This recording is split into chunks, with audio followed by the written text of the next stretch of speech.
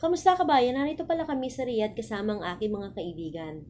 Sinadya talaga namin ibisitahin ng isang programa dito na SDLP or Skills Development Livelihood Program sa ilalim at pamumuno ng organisasyon o samahan ng CIS. Ang pananahi at pagdidisenyo ay isang talento at salamat kay kabayang voluntaryo na nagtuturo sa ating mga kabayan kung paano ba tayo mag-uumpisa sa simpleng pagre-repair ng mga damit hanggang sa matutunan natin ang pagmamaster cutter. Once na natuto tayo sa master cutter ay makakagawa tayo ng sarili nating disenyo na pwede maging simula ng ating maliit na negosyo bilang mananahi. Kamusta kabayan? Mabuti naman po ako. Ayan, mga kababayan. Tayo po ay OFW rin sa Riyadh. At sa lahat ng mga OFW, especially lahat ng andito sa Riyadh, OFW, wala kayong ginagawa ng Friday. Ano pang inaantay nyo? Mag-aral kayo. Kami walang alam-alam. Pero ngayon, nakakapanangin na kami. Tingnan nyo naman. Yan po ay aming tahe. Diba?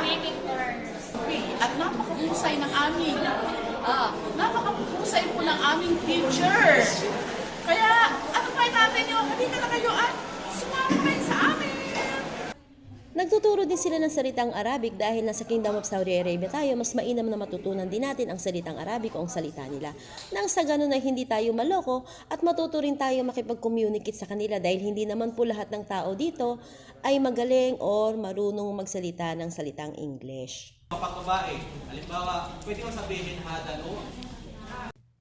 Barista o ang pagbabarista, isa ito sa mga gusto kong matutunan o mapag-aralan na tinuturo din dito ng mga kabayan natin kung gusto natin magsimula ng maliit na negosyo pag tayo ay nag-for good na sa Pilipinas.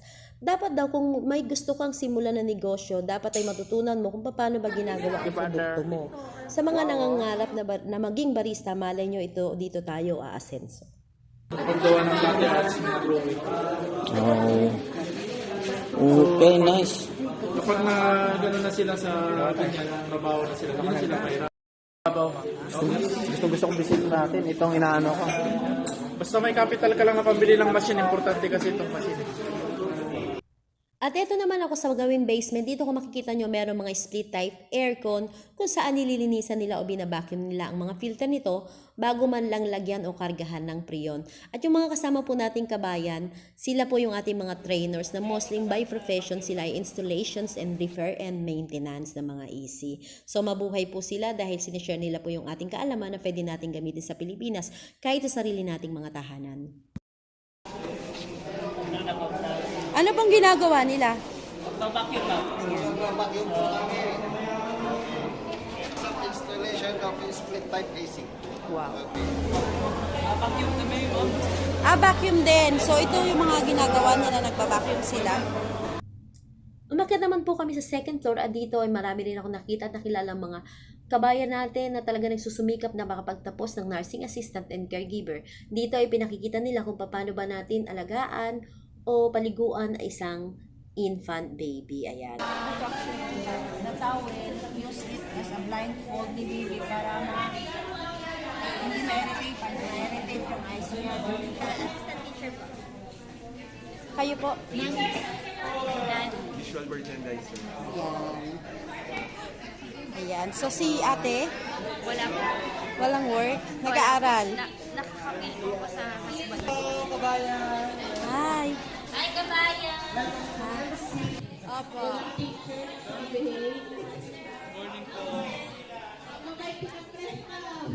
Kahanga-hanga nga naman ng mga kabayan o Pilipinong ito dahil imbis na mamasyal sila o maglakwatsa ay pinili pa nila mag-aral kaysa mamahinga sa kanilang mga bahay. Dahil dito alam nila na may chances sila na magkaroon pa sila ng mas magandang buhay, magandang trabaho at magandang sweldo na pwede nilang matanggap para sa kinabukasan ng kanilang pamilya. Per group. And then, alam naman natin na per giving lahat. Dito, tiyaga lang po, sabi nga, habang may buhay, may pag-asa. So, saludo po ako sa mga kabayan natin na hindi tumitigil mangarap sa kanilang mga pangarap na may marating sa buhay. Ganon din po sa mga trainers na matyagang nagtuturo at nag-a-assist sa ating mga kababayan. Hello po! Hi! Ano naman po yun dito, sir? AutoCAD. So, at ito naman po ang AutoCAD. Dito po usually na nagtuturo ang mga trainer nila ay engineer by profession. Dapat po pag engineer ay meron tayong alam pagdating sa pagdidesign, pagdodrawing, kagaya na lamang po ng mga engineering, project engineering, and architect. So, yung iba naman po, hindi naman po ganun kabihasa, kaya po nag-aaral sila dito nang madagdagan po ang kanilang mga kaalaman at ma-develop or ma-enhance pa sila. Diba? Pumunta naman po kami sa kabilang room. Ito po yung meron dito sa kabilang room. Marami din pong matuto mag-IT dito or marunong na pero gusto pa nila ma-develop ang kanilang kakayahan or kaalaman. Dito kasi ay matututunan mo ang mga data information, troubleshooting, computer problems, computer hardware and software, network and telecommunication. So, heto na po ang lahat at masaya pong bumabati ng Kamusta Kabayan. Ano naman po dito? Solar. O, so ito yung mga kabayan nag-aaral mag-solar. Ang ating mga... Hello, kuya. Kita tayo sa Pilipinas yun, Max.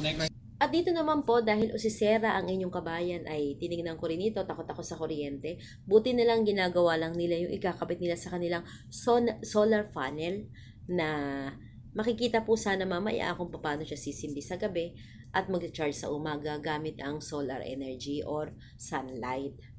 Malaking tulong po ito kung tayo mga Pilipino ay matututunan natin ito na ma-prevent natin na magkaroon ng malaking halaga ng electric bill na kagaya ko. Ang mga kabayan na ito nag-aaral para sa kanilang pag-uwi nang sa ganun ay pwede nilang maging negosyo at pwede rin nilang gawin sa kanilang sariling tahanan. Bakit naging upgrade? Upgrade po. Upgrade? Grid. Ano? Grid. Ito po. Grid. Ito, grid. Kala ko upgrade. Okay, upgrade. Okay. Pwede kayo makabuo niyan sa sarili nyo? Bahay? Basta meron kayong complete materials? Ito yung ginawa namin mga street light. Okay. Yan. Kapag ano to, sa araw, hindi siya gumagana. Okay. Pag pag maggabi na, Kasi nag-recharge siya from sunlight. Sir. Sunlight power energy. pag wala na siyang machines na energy sinag ng light from the sun. mag-iilaw siya dito. Yes. Ngayon, pag Ayan. sikat naman ng araw, mamatay sa ganun siya. Pagsikat din, mag-charge ulit siya. Din magta-charge. Yes Wala po. din babayaran ng kuryente. Oo naman. Marami mga kabayan natin nagpapasalamat sa programa ng SDLP or Skill Development Livelihood Program sa pamumuno ng CIS dahil dito ay marami po silang natutulungan na mag-enhance at madagdagan ng kanilang kaalaman.